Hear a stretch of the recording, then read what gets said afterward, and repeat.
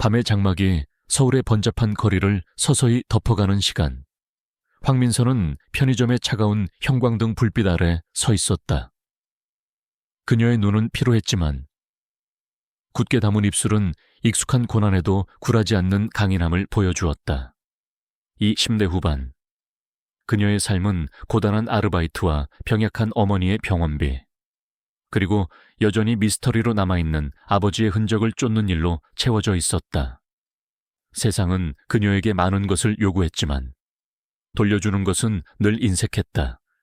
그녀의 내면에는 깊은 슬픔이 자리하고 있었지만 동시에 어떤 시련에도 부러지지 않을 강철 같은 의지가 숨겨져 있었다. 그녀는 스스로를 투명인간이라 칭하곤 했다. 아무도 그녀를 주목하지 않고 아무도 그녀의 고통을 알아주지 않는다고 느꼈기 때문이다.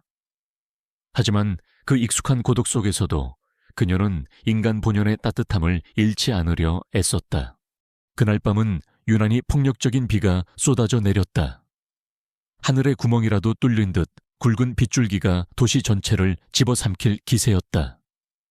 천둥 소리는 민서의 가슴 속에서 울리는 불안감과 묘하게 겹쳐졌다. 퇴근 시간이 가까워지자 손님들의 발길은 뚝 끊겼고 편의점 안은 정적과 빗소리만이 가득했다. 민서는 익숙하게 마감 준비를 하고 있었다. 바닥을 닦고 진열대를 정리하고 컵라면 용기를 채워넣는 기계적인 움직임 속에서도 그녀의 마음 한구석에는 알 수 없는 먹구름이 드리워져 있었다. 비가 너무 거세서 택시도 잡기 어려울 것 같다는 생각에 한숨이 절로 나왔다. 빗줄기는 더욱 굵어졌고 바람은 유리창을 때려 부술 듯 격렬하게 몰아쳤다. 민서는 문득 창밖으로 시선을 던졌다. 희미한 가로등 불빛 아래 비에 젖은 어둠 속에서 무언가 웅크리고 있는 것이 보였다. 처음에는 쓰레기 더미인가 싶었다. 그러나 자세히 보니 그것은 작고 여린 존재였다. 아이였다. 얇은 옷 한 장 걸치지 않은 채 차가운 빛 속에 홀로 웅크리고 있는 작은 아이의 모습에 민서의 심장이 철렁 내려앉았다. 5살 남짓 되어 보이는 여자아이는 빗물에 흠뻑 젖은 채 온몸을 떨고 있었다. 겁에 질린 눈빛과 파르르 떨리는 입술은 분명 도움을 간절히 바라는 신호였다. 민서는 한치의 망설임도 없이 편의점 문을 박차고 뛰쳐나갔다. 차가운 빗줄기가 순식간에 그녀의 몸을 적셨지만 아이를 향한 그녀의 발걸음을 막을 수는 없었다. 아이는 너무 놀라 비명조차 지르지 못하고 민서를 올려다봤다. 민서는 아이에게 다가가 무릎을 꿇었다. 아가, 괜찮니? 여기서 뭐 하고 있어? 그녀의 목소리는 빗소리에 묻힐 듯 작았지만 그 속에는 아이를 향한 따뜻한 진심이 가득 담겨 있었다. 아이는 아무 말도 하지 못하고 그저 민서의 품으로 파고들었다.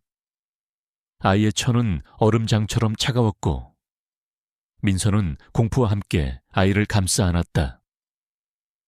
이런 폭우 속에 아이가 혼자 버려져 있었다는 사실이 민서의 가슴을 찢어놓았다. 민서는 아이를 안고 다시 편의점으로 돌아왔다. 따뜻한 수건으로 아이의 젖은 몸을 닦아주고 품에 안고 있던 작은 담요로 아이를 감싸주었다. 아이는 여전히 몸을 떨었지만 민서의 품속에서 조금씩 안정을 찾아가는 듯했다. 민서는 아이에게 따뜻한 코코아를 타주었다. 한 모금, 한 모금 코코아를 마시는 아이의 모습은 너무나도 애처로웠다. 민서는 아이에게 이름을 물었지만 아이는 그저 고개를 저을 뿐이었다. 아마 너무 어려서 자신의 이름조차 제대로 말하지 못하는 것 같았다. 아이의 옷에는 이름표조차 없었다. 민서는 즉시 경찰에 신고했지만 폭우로 인해 길이 막히고 연락이 잘 닿지 않아 경찰이 도착하기까지는 시간이 걸릴 것 같았다. 그때였다. 편의점 건너편에 멈춰 서 있던 검은색 세단 한 대. 비바람 속에서도 견고하게 서 있는 그 차는 마치 그림자처럼 어둠 속에 녹아들어 있었다. 그 안에는 김도연 회장이 앉아 있었다. 대한민국 재계의 거물이자 K그룹의 수장인 그는 비바람이 몰아치는 밤에도 흔들림 없는 눈빛으로 편의점 안을 응시하고 있었다. 본래라면 이런 시간에 편의점 앞을 지나갈 일이 없었지만 예상치 못한 교통체증으로 인해 그는 우회도로를 택했고 우연히 이 편의점 앞을 지나게 되었다. 그의 차는 최고급 방탄 유리로 되어 있었기에 빗소리는 거의 들리지 않았다. 하지만 그는 유리창 너머로 벌어지는 모든 상황을 선명하게 지켜보고 있었다. 그는 민서가 아이를 구하기 위해 망설임 없이 빗속으로 뛰어드는 모습을 보았다. 그의 얼굴에는 어떤 감정도 드러나지 않았지만 그의 눈빛은 흔들리고 있었다. 과거의 어떤 기억이 떠올랐기 때문일까? 그는 수년 전 일은 아내 이은주의 모습을 민서에게서 보았다. 아니, 정확히는 은주에게서 늘 보아왔던 타인을 향한 순수한 연민과 용기 있는 행동을 민서에게서 발견했다. 세상의 냉혹함 속에서도 꺾이지 않는 따뜻함. 그것은 도연이 자신의 아내에게서 가장 사랑했던 부분이었다. 그리고 그 특성은 그가 지금 가장 필요로 하는 것이기도 했다. 자신의 외동딸, 예지에게 필요한 누군가. 경찰이 도착하고 민서는 아이에 대한 모든 정보를 제공했다.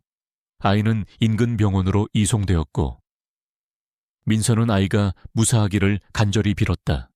편의점 문을 나서자 비는 조금 잦아들었지만 여전히 세상은 축축하고 무거웠다. 민서의 마음도 그러했다. 하지만 아이를 구했다는 작은 안도감이 그녀의 마음 한구석에 희망의 불씨를 지폈다. 그녀는 몰랐다. 그날 밤 그녀의 작은 영웅적 행동이 한 거물의 시선을 사로잡았고 그녀의 삶의 방향을 영원히 바꿔놓을 거대한 운명의 수레바퀴를 움직이기 시작했다는 것을. 김도연 회장은 그의 비서실장에게 짧은 지시를 내렸다. 황민서라는 사람, 모든 것을 조사해와. 그의 목소리는 낮았지만 그 속에는 흔들림 없는 결단력이 담겨 있었다. 민서는 평소와 다름없이 편의점 아르바이트를 이어갔다. 그날 밤의 기억은 여전히 생생했지만 아이가 무사히 병원으로 이송되었다는 소식에 작은 위안을 얻었다. 그러나 그녀의 삶은 마치 거대한 폭풍이 지나간 후에 자네처럼 여전히 불안정했다. 밀린 월세, 고지서와 어머니의 약값이 그녀를 짓눌렀다. 미래는 여전히 안개 속이었다. 그녀는 더 나은 기회를 갈망했지만 현실은 녹록지 않았다.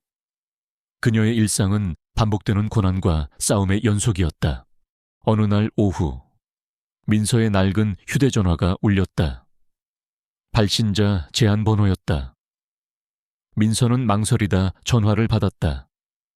차분하고 위험 있는 목소리가 수화기 너머로 흘러나왔다. 황민서 씨 되십니까? 저희는 K그룹 비서실입니다. 민서는 깜짝 놀랐다. K그룹이라면 대한민국 최고 기업 중 하나가 아닌가. 그녀와는 전혀 연관이 없을 것 같은 이름이었다. 상대방은 정중하지만 단호한 어조로 그녀에게 회장 비서실로 직접 방문해 줄 것을 요청했다. 회장님께서 황민서 씨께 특별한 제안을 드리고자 하십니다. 민서는 혼란스러웠다. 자신 같은 사람이 K그룹 회장을 만날 이유가 대체 무엇일까? 혹시 그날 밤 아이를 구한 일과 관련이 있을까 하는 막연한 추측만 할 뿐이었다. 결국 민서는 비서실의 안내에 따라 K그룹 본사로 향했다. 거대한 빌딩 숲 한가운데 우뚝 솟은 K그룹 본사는 위압적이기까지 했다. 고급스러운 대리석 바닥과 유리벽, 그리고 정갈한 정장을 차려입은 직원들의 모습은 민서가 살아온 세상과는 너무나 동떨어져 있었다. 그녀의 초라한 옷차림과 긴장한 표정은 그곳의 분위기와 어울리지 않았다.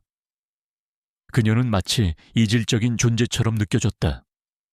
비서실장의 안내를 받아 들어간 회장실은 서울 시내가 한눈에 내려다 보이는 곳에 위치해 있었다. 그리고 그곳에는 민서가 예상치 못했던 인물이 앉아 있었다.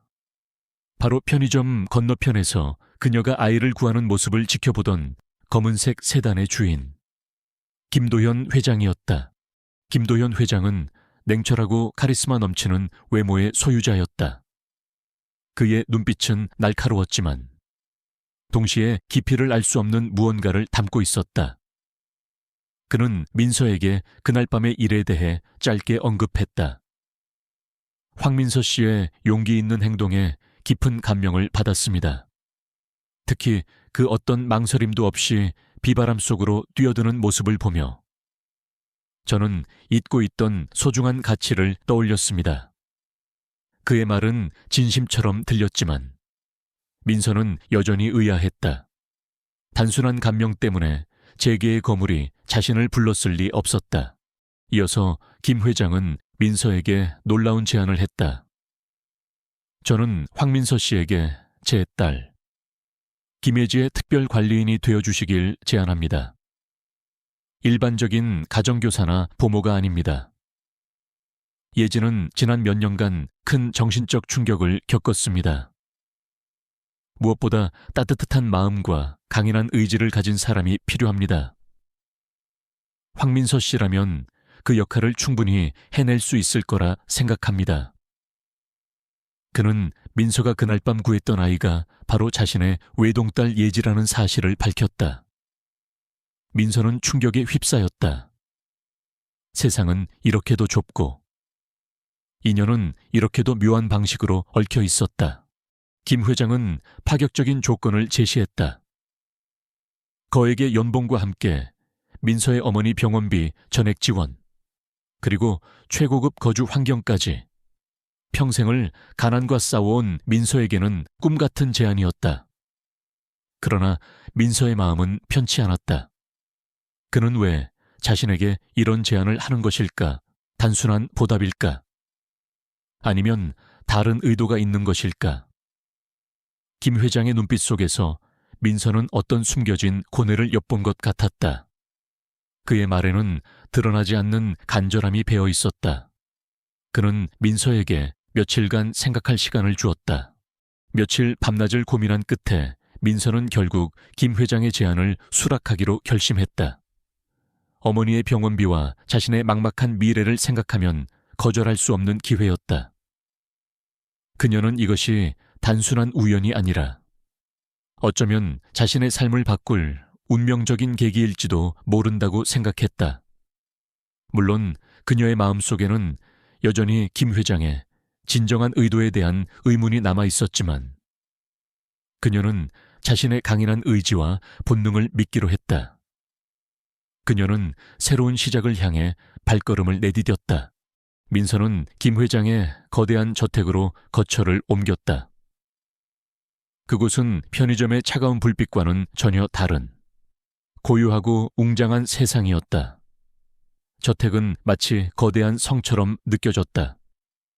처음에는 어색하고 불편했지만 그녀는 곧 이곳의 생활에 적응하기 위해 노력했다. 그리고 그곳에서 그녀는 다시 예지를 만났다. 예지는 처음에는 낯을 가렸지만 민서의 따뜻하고 진심 어린 보살핌에 서서히 마음의 문을 열기 시작했다. 민서는 예지의 눈빛 속에서 깊은 슬픔과 함께 어떤 불안감을 읽어냈다. 예지는 여전히 그날 밤의 충격에서 벗어나지 못한 듯했다. 민서는 예지를 통해 김 회장 가족의 알려지지 않은 비밀에 조금씩 다가가고 있음을 직감했다. 저택에서 생활하며 민서는 김 회장과 예지의 삶을 더욱 가까이에서 지켜보게 되었다.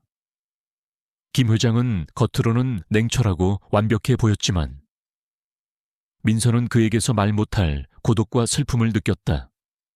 특히 그는 예지에 대한 깊은 애정을 가지고 있었지만 동시에 어떤 무력감에 시달리는 듯했다. 예지의 침실 한 구석에 놓인 이제는 빛바랜 가족사진 속 활짝 웃는 여성의 모습은 민서의 시선을 사로잡았다. 사진 속 여성은 예지의 어머니이자 김 회장의 아내인 이은주였다. 그녀의 얼굴에는 밝고 따뜻한 기운이 가득했다. 그런데 민서는 문득 사진 속 이은주의 얼굴에서 자신과 묘하게 닮은 부분이 있다는 것을 깨달았다. 물론 그녀는 그것이 단순한 착각이거나 우연의 일치라고 생각하려 애썼다. 저택에는 또 다른 인물이 있었다. 김 회장의 사망한 아내, 이은주의 여동생이라고 자신을 소개한 박미란이었다. 그녀는 교양 있고 우아해 보였지만 민서는 그녀에게서 느껴지는 알 수 없는 차가움과 경계심을 놓치지 않았다. 미라는 예지에게 과도하게 집착하는 것처럼 보였고 민서에게도 노골적인 적대감을 드러냈다. 그녀는 민서의 등장에 대해 의구심을 품고 있었고 민서의 모든 행동을 감시하는 듯한 태도를 보였다. 민서는 미란의 눈빛에서 어떤 숨겨진 욕망을 읽어냈다. 그녀의 시선은 예지를 향하고 있었지만 동시에 저택 곳곳에 있는 고가의 미술품과 가구, 그리고 김 회장의 재산을 탐하는 듯한 빛을 띠고 있었다. 민서는 직감했다. 예지의 어머니 죽음에는 분명 어떤 비밀이 숨겨져 있을 것이라고. 그리고 그 비밀의 한가운데 박미란이 서 있을 것이라고. 그녀는 자신이 단순한 특별 관리인이 아니라 이 거대한 저택에 숨겨진 진실을 밝혀낼 운명적인 역할을 맡게 될지도 모른다는 예감을 떨칠 수 없었다. 밤이 깊어질수록 저택은 더욱 고요해졌고 민서의 마음속에는 알 수 없는 긴장감이 감돌았다. 그녀는 자신이 이제껏 경험해보지 못한 거대한 음모의 중심에 서게 될 것임을 어렴풋이 짐작하기 시작했다. 그리고 그 음모는 그녀의 과거와도 알 수 없는 방식으로 연결되어 있을지도 모른다는 불안한 예감이 그녀를 덮쳤다.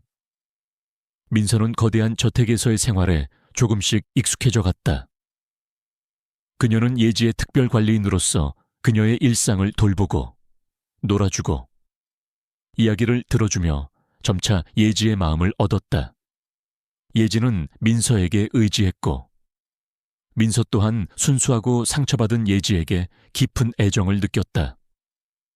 그러나 저택의 평온함 속에서도 민서의 내면에는 해결되지 않은 의문들이 그림자처럼 드리워져 있었다.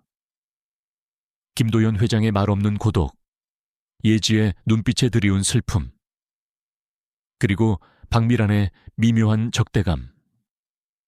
이 모든 것이 거대한 비밀의 조각들처럼 느껴졌다. 민서는 예지와 함께 시간을 보내면서 그녀의 행동과 말을 주의 깊게 관찰했다. 예지는 때때로 이유 없이 불안해하거나 특정 물건이나 소리에 과민 반응을 보였다. 특히 비 오는 날 밤이면 더욱 그랬다. 민서는 예지의 서랍장에서 빛바랜 인형 하나를 발견했다. 인형의 한쪽 팔은 너덜너덜했고 얼굴에는 알 수 없는 얼룩이 묻어 있었다. 예지는 그 인형을 유난히 소중히 여겼지만 민서가 인형에 대해 물으면 늘 입을 다물거나 불안한 눈빛을 보였다. 민서는 직감적으로 그 인형이 예지의 어머니, 이은주의 죽음과 어떤 연관이 있을 것이라고 생각했다. 어느 날 오후, 민서는 예지와 함께 정원에서 놀고 있었다. 예지는 잔디밭에서 뛰어놀다가 갑자기 멈춰 서더니 저택의 한 구석에 있는 오래된 작은 창고를 가리키며 덜덜 떨기 시작했다. 저기. 예지의 눈은 공포에 질려 있었고 그녀의 손가락은 창고 문을 가리키고 있었다. 민서는 예지를 안심시키려 애썼지만 예지는 창고 근처에도 가지 않으려 했다. 민서는 예지의 반응이 심상치 않다고 느꼈다. 창고 안에는 대체 무엇이 있기에 어린아이가 저토록 두려워하는 것일까? 그녀는 그 창고가 은주의 죽음과 연관이 있을지도 모른다는 생각을 떨칠 수 없었다. 한편 박미라는 민서의 존재를 끊임없이 경계했다. 그녀는 민서가 예지와 가까워지는 것을 노골적으로 싫어했고 사사건건 민서의 행동에 트집을 잡았다. 미라는 예지에게 자신이 진짜 가족임을 강조하며 민서를 멀리하려 했다. 예지야, 이모가 진짜 가족이야. 저 사람은 그냥 돈 때문에 일하는 사람일 뿐이야. 그녀의 목소리는 부드러웠지만 그 속에는 차가운 도끼가 숨어 있었다. 민서는 미란의 행동에서 예지에 대한 순수한 애정보다는 어떤 욕망을 보았다. 마치 예지가 단순히 조카가 아니라 어떤 목적을 위한 도구처럼 느껴졌다. 미라는 종종 김도연 회장과 다투는 소리가 민서의 귀에 들려왔다. 그들의 다툼은 주로 예지의 양육권과 관련된 것이었다. 미라는 예지의 양육권을 주장하며 김 회장을 압박했고 김 회장은 완강히 거부했다. 민서는 미란의 주장이 단순한 조카 사랑을 넘어 김 회장의 재산을 노리는 것임을 어렴풋이 짐작했다. 미란은 K그룹 내에서도 자신의 영향력을 키우려 애썼고 회장 비서실의 일부 직원들과도 은밀하게 접촉하는 모습이 민서의 눈에 띄었다. 그녀는 K그룹의 중요한 계약 정보나 투자 계획에 대해 김 회장에게 질문을 던지기도 했다. 김 회장은 겉으로는 민서에게 무심한 듯 보였지만 그는 민서의 모든 행동을 주의 깊게 관찰하고 있었다.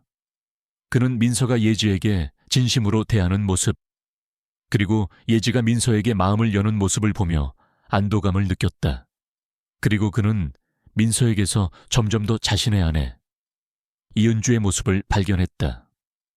은주 또한 세상의 불의를 그냥 지나치지 못하고 약한 이들을 돕기 위해 용기 있게 나서는 사람이었다. 김 회장은 문득 민서의 눈빛에서 은주의 강인함과 따뜻함을 동시에 보았다. 그는 자신이 민서를 저택으로 데려온 것이 단순한 우연이 아니었음을 깨닫기 시작했다. 민서는 어쩌면 은주의 죽음에 얽힌 진실을 밝혀낼 수 있는 유일한 사람일지도 모른다고 생각했다. 밤늦게 김 회장은 은주의 서재에 홀로 앉아 있었다. 서재는 은주의 손때가 묻은 물건들로 가득했다. 김 회장은 은주가 생전에 즐겨 읽던 책을 들었다. 책갈피 사이에서 낡은 편지 한 통이 떨어졌다. 그것은 은주가 죽기 직전 미처 붙이지 못한 편지였다. 편지에는 은주가 미란에게 보내는 경고의 메시지가 담겨 있었다. 미란아, 너의 욕심이 너를 파멸로 이끌 거야. 예지에게 손대지 마. 만약 네가 또다시 위험한 일을 벌인다면 나는 더 이상 너를 용서하지 않을 거야. 편지의 내용은 모호했지만 김 회장은 직감했다. 미란이 은주의 죽음과 관련이 있다는 것을. 하지만 편지만으로는 미란의 죄를 입증할 수 없었다. 그는 더욱 확실한 증거가 필요했다. 김 회장은 민서에게 더욱 주의를 기울이기 시작했다. 그는 민서의 뒤에서 은밀히 그녀를 돕고 미란의 행동을 주시했다. 그는 민서의 순수한 마음과 예리한 통찰력이 진실을 밝히는데 큰 도움이 될 것이라고 믿었다. 하지만 동시에 그는 민서가 위험에 처할까봐 염려했다. 미란은 잔인하고 무자비한 인물이었다. 그는 민서가 자신과 은주의 오래된 상처를 치유해 줄 수 있는 유일한 희망이라는 것을 어렴풋이 느끼고 있었다. 저택의 어둠 속에서 진실을 향한 조용한 전쟁이 시작되고 있었다. 민서는 자신이 그 전쟁의 최전선에 서게 될 것이라는 사실을 아직은 깨닫지 못했다. 민서는 저택의 생활 속에서 미란의 미심쩍은 행동들을 더욱 예리하게 관찰하기 시작했다. 미란은 예지 앞에서 상냥한 이모 행세를 했지만 민서가 없는 곳에서는 예지를 강압적으로 대하거나 김 회장의 방에서 몰래 서류를 훔쳐보는 등 수상한 행동을 일삼았다. 민서는 예지의 인형과 저택 창고에 대한 두려움이 단순한 어린아이의 상상이 아니라는 확신을 가지게 되었다. 그녀는 은주의 죽음 뒤에 숨겨진 진실을 파헤치기 위해 조용히 자신만의 조사를 시작했다. 그녀의 첫 번째 목표는 은주의 물건들이었다. 민서는 은주의 서재를 다시 한번 주의 깊게 둘러보았다. 책들 사이에서 그녀는 낡은 일기장 하나를 발견했다. 일기장에는 은주가 미란에 대한 불안감과 의심을 기록해 놓은 내용들이 담겨 있었다. 미란이 자신에게 지나친 관심을 보이며 재산을 노리고 있다는 내용, 그리고 예지를 이용하려는 속셈이 보인다는 은주의 고뇌가 생생하게 적혀 있었다. 일기장 속에는 미란이 과거에도 비슷한 방식으로 다른 사람을 이용하려 했던 정황들이 암시되어 있었다. 민서는 일기장을 통해 미란의 탐욕스러운 본성을 엿볼 수 있었다. 한편 민서는 저택의 직원들 사이에서 은주의 죽음에 대한 소문들을 접하게 되었다. 대부분의 직원들은 그것을 단순한 사고로 치부했지만 유독 오래된 비서 한 명만이 다른 이야기를 들려주었다. 그는 은주가 죽기 전 미란과 심하게 다투는 것을 들었으며 그날 밤 미란이 은주와 함께 창고 근처에 있었다고 증언했다. 하지만 그는 미란의 권력 때문에 이 사실을 누구에게도 말할 수 없었다고 덧붙였다. 민서는 그 비서의 말에서 진실의 실마리를 잡았다. 민서의 조사가 진행될수록 미란은 그녀를 더욱 경계했다. 미란은 민서가 예지와 가까워지고 김 회장의 신임을 얻는 것에 극도의 불안감을 느꼈다. 그녀는 민서를 저택에서 쫓아내기 위해 온갖 음모를 꾸미기 시작했다. 먼저 그녀는 민서가 예지를 제대로 돌보지 않는다며 김 회장에게 거짓 보고를 했다. 또한 민서의 개인 물품을 몰래 뒤져 그녀의 과거를 캐내려 했고 민서의 옷에 일부러 얼룩을 묻혀 그녀를 난처하게 만들기도 했다. 그녀는 민서의 행동 하나하나를 트집 잡으며 그녀가 무능하고 위험한 사람이라는 인상을 주려 애썼다. 어느 날 밤, 미라는 민서를 함정에 빠뜨리기 위해 위험한 계략을 꾸몄다. 그녀는 민서에게 중요한 서류를 전달해달라며 김 회장의 서재로 보냈다. 서재에는 김 회장의 기밀 서류들이 널려 있었고 미라는 민서가 서류를 훔치려 했다고 김 회장에게 거짓으로 보고할 생각이었다. 그러나 민서는 미란의 의도를 눈치챘다. 그녀는 서류에는 손도 대지 않은 채 미란이 미리 설치해둔 몰래카메라의 위치를 찾아내 그것을 역이용했다. 그녀는 카메라 앞에서 아무렇지 않은 듯 행동하며 미란의 계획을 무력화시켰다. 민서는 미란의 계략에 맞서면서도 자신의 조사를 멈추지 않았다. 그녀는 김 회장의 집세계 몰래 예지의 인형에 대해 물었다. 집사는 인형이 은주가 직접 만든 것이며 예지가 태어났을 때부터 늘 곁에 두던 것이라고 말했다. 그리고 은주가 죽던 날 밤에도 예지가 그 인형을 꼭 쥐고 있었다고 덧붙였다. 또한 집사는 예지의 부모님이 키우던 늙은 리트리버 종에게 꼼에 대해 언급했다. 꼬마는 은주가 죽은 뒤로 극도로 예민해지고 사람을 경계하게 되었지만 유독 예지에게만은 한없이 순종적이었다. 꼬마는 미란이 저택에 들어온 뒤로 미란에게 으르렁거리는 등 적대적인 반응을 보였다고 한다. 민서는 꼬마가 단순한 애완견이 아니라 그날 밤의 진실을 알고 있는 중요한 단서가 될 수 있다고 직감했다. 민서는 꼬에게 조심스럽게 다가갔다. 처음에는 민서를 경계하던 꼬마도 민서의 진심 어린 눈빛과 따뜻한 손길에 서서히 마음을 열었다. 민서는 꼬마와 함께 예지의 인형이 발견된 저택의 작은 창고를 다시 찾아갔다. 창고 안은 낡고 먼지가 쌓여 있었지만 그 안에는 은주가 생전에 사용하던 그림 도구들과 작업 흔적들이 고스란히 남아 있었다. 꼬마는 창고 안으로 들어서자마자 킁킁거리며 냄새를 맡기 시작하더니 이내 한쪽 구석에 있는 낡은 상자 앞에서 짖기 시작했다. 민서는 상자를 열어보았다. 상자 안에는 깨진 유리 조각들과 함께 은주의 것으로 보이는 찢어진 스카프, 그리고 작은 USB 하나가 들어있었다. USB 안에는 은주가 생전에 미란의 수상한 행동들을 기록해 놓은 음성 파일과 영상 파일이 담겨 있었다. 결정적인 증거였다. 김 회장은 민서의 모든 움직임을 주시하고 있었다. 그는 민서가 미란의 음모에 맞서면서도 흔들림 없이 진실을 찾아 나서는 모습에 깊은 신뢰를 느끼기 시작했다. 그는 민서의 뒤에서 은밀히 그녀를 보호하며 미란의 움직임을 역추적했다. 그는 과거 은주가 당했던 일을 민서가 겪게 할 수는 없었다. 김 회장은 비서실장에게 미란의 모든 재정거래 내역과 개인적인 관계를 철저히 조사하라고 지시했다. 그의 직감은 민서가 옳았다는 것을 말해주고 있었다.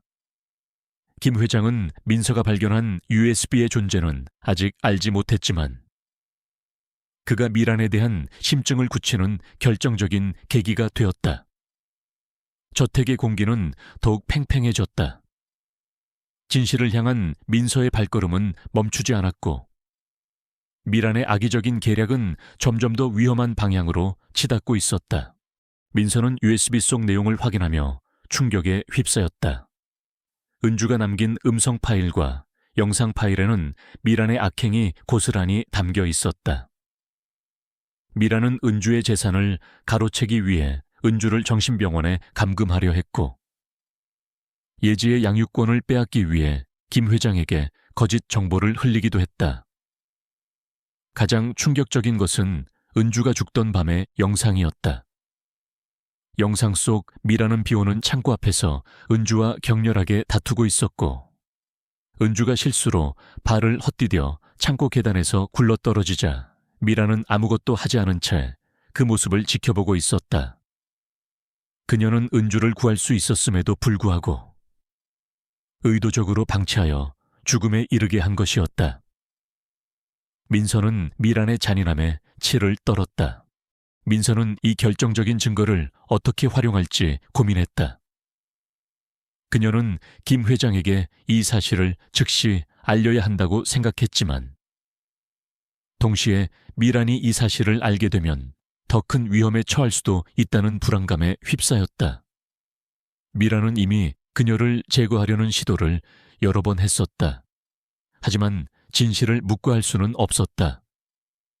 민서는 자신의 안전보다는 예지와 은주의 억울함을 풀어주는 것이 더 중요하다고 판단했다. 그녀는 김 회장에게 이 모든 사실을 털어놓기로 결심했다. 그날 밤 민서는 김 회장의 서재로 찾아갔다. 김 회장은 늦게까지 서류를 검토하고 있었다.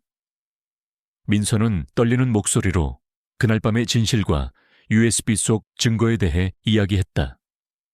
김 회장은 처음에는 믿을 수 없다는 표정이었다. 자신의 처제가 아내의 죽음과 관련이 있다는 사실을 받아들이기 어려웠을 것이다. 하지만 민서가 내민 USB를 연결하고 영상과 음성을 확인하자 김 회장의 얼굴은 충격과 분노로 일그러졌다. 그는 믿었던 사람에게 배신당했다는 사실에 큰 고통을 느꼈다. 김 회장은 침착하려 애썼지만 그의 손은 미세하게 떨리고 있었다. 그는 민서에게 진심으로 고맙다는 말을 전하며 이 사실을 어떻게 대중에게 공개하고 미란을 처벌할지 함께 논의하기 시작했다. 미란은 민서와 김 회장의 움직임을 예의주시하고 있었다. 그녀는 김 회장이 최근 자신을 피하고 있다는 것을 느끼며 불안해했다. 미란은 자신의 계획이 틀어지고 있음을 직감하고 마지막 승부수를 던지기로 결심했다. 그녀는 다음 날 열릴 K그룹 이사회에서 예지의 양육권을 완전히 확보하고 김 회장을 실각시켜 K그룹의 경영권을 장악하려 했다.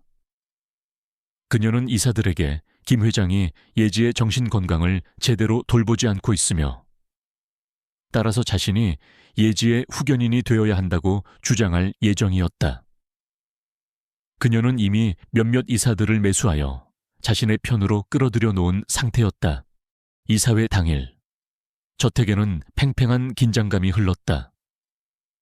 미라는 이사회에 참석하기 위해 완벽하게 차려입은 모습이었다. 그녀의 얼굴에는 자신감과 함께 어떤 섬뜩한 승리욕이 스쳐 지나갔다. 김 회장은 민서에게 절대 이사회장 근처에 오지 말라고 신신당부했지만 민서는 그럴 수 없었다. 그녀는 자신이 나서야 할 때라고 생각했다. 김 회장이 미란의 계략에 홀로 맞서게 할 수는 없었다. 민서는 은주의 영혼과 예지의 미래를 위해 용기를 내기로 했다. 그녀는 은주의 일기장과 USB, 그리고 꼬마와 함께 이사회장으로 향했다. 꼬마는 평소와 다르게 민서의 발치에 바싹 붙어 있었고 미란이 지나갈 때마다 낮게 으르렁거렸다. 이사회는 시작되었다.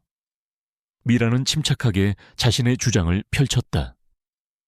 그녀는 김 회장이 최근 회사 경영에 소홀했으며 예지의 양육 환경 또한 부적절하다고 비난했다. 그녀의 연기력은 완벽했다. 몇몇 매수된 이사들은 미란의 말에 동조하며 김 회장을 압박했다. 김 회장은 굳은 표정으로 미란의 주장을 듣고 있었다. 그때 민서가 예기치 않게 이사회장 문을 열고 들어섰다. 모든 시선이 그녀에게로 향했다. 미란은 민서의 등장에 당황했지만 이내 냉소를 머금고 그녀를 비웃었다. 여기가 어디라고 감히 잡것이 끼어들어. 그녀의 목소리에는 경멸이 가득했다. 민서는 미란의 비난에도 흔들림 없이 당당하게 연단으로 걸어갔다. 그녀는 손에 든 USB를 들어보이며 말했다. 저는 이 모든 거짓을 밝히기 위해 왔습니다. 여기 고인이 된 이은주 여사님께서 남기신 진실이 담겨 있습니다. 그녀는 USB를 이사회장의 대형 스크린에 연결했다. 은주가 남긴 영상과 음성 파일이 재생되자 이사회장은 순식간에 술렁였다. 미란의 얼굴은 하얗게 질렸고 그녀의 눈동자는 공포에 질려 흔들렸다. 영상 속 미란의 잔인한 모습은 그곳에 있던 모든 사람들에게 충격을 안겨주었다. 이어 민서는 은주의 일기장을 펼쳐 미란의 과거 악행들을 폭로했다. 미란이 과거에도 친언니의 재산을 노리고 비슷한 음모를 꾸몄던 전력이 드러나자 이사들은 경악을 금치 못했다. 이때 꼬마가 연단으로 뛰쳐나와 미란의 다리에 대고 맹렬하게 짖기 시작했다. 꼬마의 눈빛은 살기가 등등했고 마치 미란에게 복수라도 하려는 듯 보였다. 꼬마의 격렬한 반응은 미란의 죄를 더욱 확실하게 증명하는 듯했다. 미란은 이 모든 상황에 압도당해 비명을 지르며 도망치려 했다. 그녀의 계획은 완벽하게 실패했고 그녀의 탐욕과 잔인함은 백일에 드러났다. 김 회장은 민서의 용기와 지혜에 깊이 감동했다. 그는 민서의 손을 잡고 그녀에게 진심으로 고맙다는 눈빛을 보냈다. 미란의 추악한 음모가 만천에 드러나는 순간이었다. 이사회장은 충격과 혼란의 도가니였다. 미란의 비명과 꼬마의 맹렬한 짖음, 그리고 이사들의 경악에 찬 웅성거림이 뒤섞여 아수라장이 되었다. 스크린에 재생되는 영상 속 미란의 잔인한 모습은 그 누구도 부정할 수 없는 명백한 증거였다. 미란은 더 이상 자신의 죄를 부인할 수 없었다. 그녀의 얼굴은 창백하게 질렸고 눈동자는 광기 어린 절망으로 가득 찼다. 그녀는 연단에서 비틀거리며 도망치려 했지만 이미 상황은 그녀의 통제를 벗어나 있었다. 김 회장은 즉시 경호원들에게 미란을 제지할 것을 명령했다. 동시에 그는 경찰에도 연락을 취했다. 미란은 필사적으로 저항했지만 결국 경호원들에게 붙잡혔다. 그녀는 발버둥치며 민서를 향해 저주를 퍼부었다. 내 깎게 뭔데 감히 다 망쳐놨어. 내 인생을 망쳤어. 그녀의 비명은 저택의 복도를 가득 채웠다. 하지만 민서는 흔들리지 않았다. 그녀의 눈빛에는 연민과 함께 정의를 위한 단호함이 서려 있었다. 그녀는 미란의 비명 속에서 은주의 억울한 죽음과 예지의 고통을 보았다. 경찰이 도착하여 미란을 체포했다. 경찰은 민서가 제시한 USB와 은주의 일기장, 그리고 김 회장의 증언을 바탕으로 즉각적인 수사에 착수했다. 미란의 과거 행적과 재정거래 내역에 대한 김 회장의 철저한 조사 결과는 미란의 탐욕과 악행을 더욱 명확하게 드러냈다. 그녀는 은주의 재산을 노린 계획적인 살인을 저질렀을 뿐만 아니라 이전에도 여러 차례 불법적인 수단으로 재산을 불려왔음이 밝혀졌다. 그녀는 K그룹의 기밀 정보를 빼돌려 사리 사욕을 채우려 했다는 사실 또한 드러났다. 미란이 매수했던 이사들은 증거 앞에서 무릎 꿇고 자신의 죄를 시인했다. 이 모든 상황을 지켜보던 예지는 충격으로 몸을 떨었다. 민서는 예지를 따뜻하게 안아주며 그녀의 귀에 속삭였다. 괜찮아. 예지야. 이제 다 끝났어. 나쁜 사람은 벌을 받을 거야. 예지는 민서의 품속에서 울음을 터뜨렸다. 그동안 억눌렸던 슬픔과 공포가 한꺼번에 터져 나오는 듯했다. 꼬마는 예지의 발치에 앉아 그녀를 위로하듯 작은 소리로 낑낑거렸다. 이사회는 미란의 모든 직위를 해임하고 그녀를 K그룹에서 완전히 축출하기로 결정했다. 공의가 실현되는 순간이었다.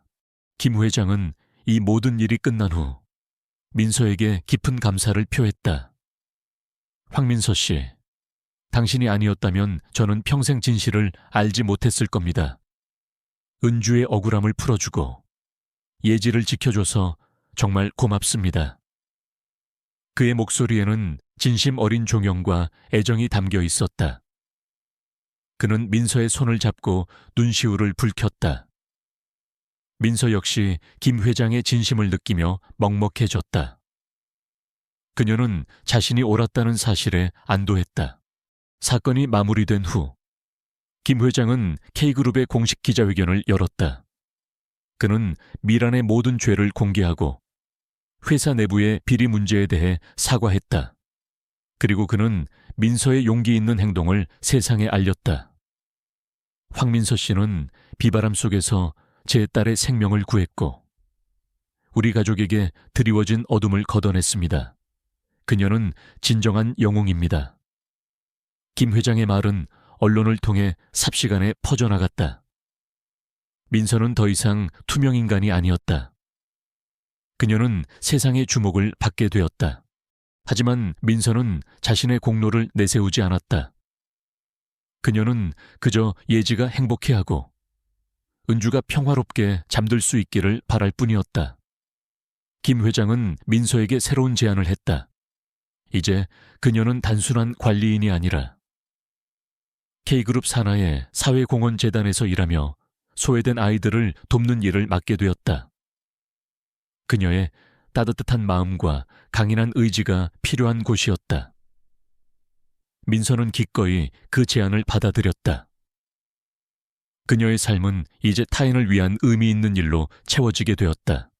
김 회장은 예지에게 모든 진실을 차분하게 설명해 주었다. 처음에는 충격을 받았지만 민서와 김 회장의 끊임없는 보살핌 속에서 예지는 서서히 마음의 상처를 치유해 나갔다. 예지는 더 이상 밤에 악몽을 꾸지 않았고 밝고 천진난만한 웃음을 되찾았다. 꼬마 역시 미란이 사라지자 안정을 찾았고 예지와 민서의 그림자처럼 따라다니며 행복을 표현했다. 김 회장은 민서에게 더욱 솔직한 감정을 드러내기 시작했다. 그는 민서에게서 은주의 모습을 보았지만 동시에 민서 그 자체의 매력에 깊이 빠져들었다. 그는 민서의 강인함, 따뜻함, 그리고 어떤 상황에서도 흔들리지 않는 정의감에 매료되었다.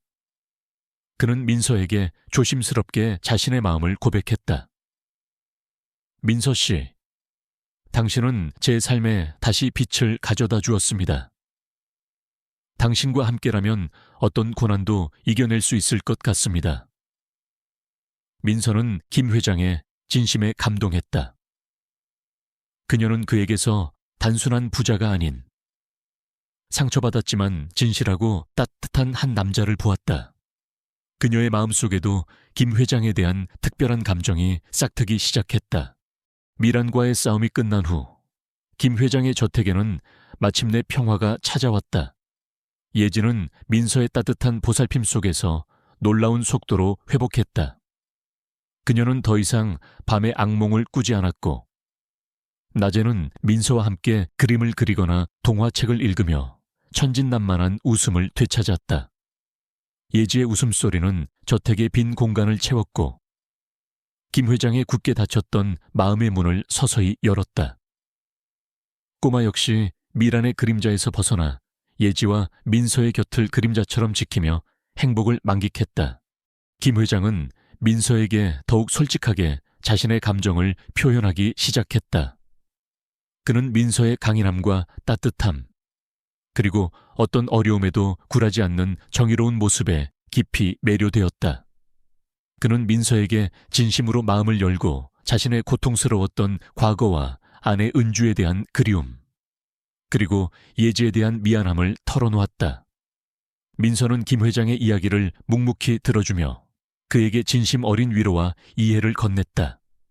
그녀는 그에게서 단순한 재벌 총수가 아닌 깊은 상처와 외로움을 간직한 한 남자를 보았다. 그들의 관계는 단순한 고용주와 고용인의 관계를 넘어 서로의 상처를 보듬어주고 위로하는 깊은 유대감으로 발전했다. 민서의 어머니 또한 김 회장의 도움으로 최고의 치료를 받으며 건강을 회복했다. 민서는 어머니가 웃는 모습을 보며 오랜만에 진정한 행복을 느꼈다. 김 회장은 민서에게 자신의 재산 일부를 기부하여 은주의 이름으로 재단을 설립하고 싶다는 뜻을 밝혔다. 재단은 소외된 아동과 청소년들을 돕고 사회의 불의에 맞서는 용기 있는 사람들을 지원하는 것을 목표로 했다. 민서는 이 제안을 흔쾌히 받아들였고 재단의 실질적인 운영을 맡게 되었다. 그녀의 삶은 이제 단순한 생존을 넘어 타인을 위한 의미 있는 기여로 채워지게 되었다. 시간이 흐르면서 민서와 김 회장은 서로에게 없어서는 안 될 존재가 되었다.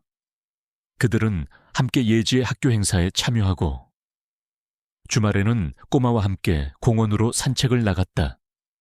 그들의 일상은 소박했지만 그 속에는 따뜻한 사랑과 믿음이 가득했다. 김 회장은 민서에게 정식으로 청혼했다. 그는 민서의 손을 잡고 민서 씨, 당신은 제 삶에 다시 빛을 가져다 주었습니다. 예지에게도 당신은 엄마 같은 존재입니다. 우리 가족의 울타리가 되어 주시겠습니까? 라고 고백했다. 민서는 눈물을 글썽이며 그의 청혼을 받아들였다. 그녀는 김 회장과 예지, 그리고 꼬마와 함께 진정한 가족을 이루게 되었다. 몇 달 후, 저택의 정원에서는 소박하지만 아름다운 결혼식이 열렸다. 민서는 순백의 드레스를 입고 눈부시게 빛났다. 김 회장은 행복에 겨운 표정으로 민서의 손을 잡았다.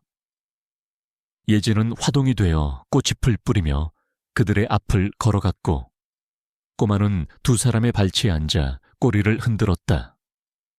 결혼식은 그들의 새로운 시작을 알리는 축복의 자리였다. 민서는 더 이상 편의점의 투명인간이 아니었다.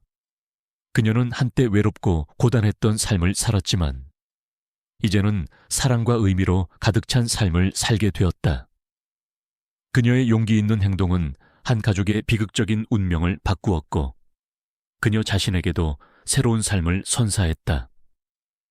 그녀는 김 회장과 예지에게 단순한 행복을 넘어 치유와 희망을 가져다 주었다. 그리고 그녀는 그 모든 과정 속에서 자신의 진정한 가치와 강인한 내면을 발견했다. 그들의 삶은 앞으로도 순탄하지만은 않을 것이다. 세상에는 여전히 불의와 고난이 존재할 것이다. 하지만 민서와 김 회장, 그리고 예지와 꼬마는 함께라면 어떤 역경도 이겨낼 수 있을 것이라고 믿었다.